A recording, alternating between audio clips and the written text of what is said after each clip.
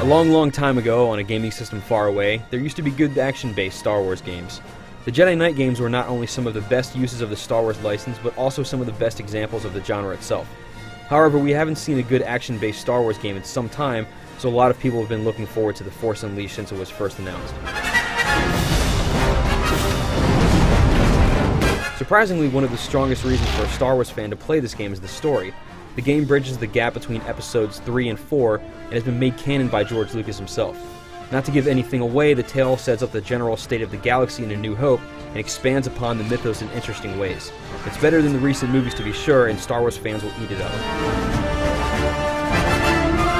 The main draw of the game is, as the title suggests, unleashing the Force. Everything is intentionally over the top and meant to make you feel like the most powerful being to ever wear fingerless gloves.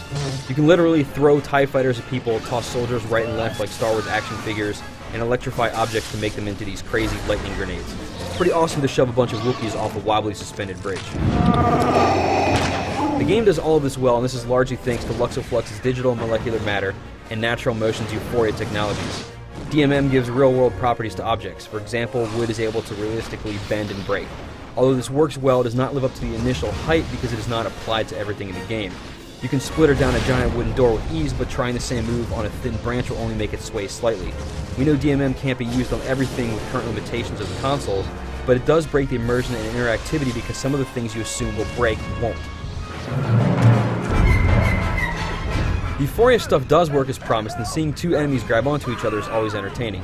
Still, it's not used quite as well as in other titles such as Grand Theft Auto 4, partly because a lot of the stormtroopers are off in the distance and you don't get the up-close and personal look at the technology in use. Although there is an extensive upgrade system and hidden secrets to power up your character, combat itself can get fairly tedious. This is my biggest gripe with the game overall, as you'll be fighting the same units over and over, and there is often one trick you have to use to beat a lot of them. It's not very rewarding to do the same thing over and over again. Electrifying and hacking at an ATST is fun for the first time, but electrifying, slashing a few times, repeating over and over again gets old. A lot of the enemies in the game also feel fairly cheap, which is just how you have to beat them. The boss fights are big examples of this, where it feels like you have to do one trick that's often fairly cheap just to beat them. The art design is fantastic all around, but the level design itself is rather repetitive. There are few imaginative sections, but the levels are mainly just functional and only serve to get you from place to place. There are some simple puzzles that require force powers to be used, but it usually just degrades to a trial and error approach where you use different powers until you find one that works on giant glowing objects that obviously need to be manipulated. The Force Unleashed is not a bad game, but the story and presentation definitely overshadows the actual gameplay. The use of force powers is great, but the enemies you fight aren't.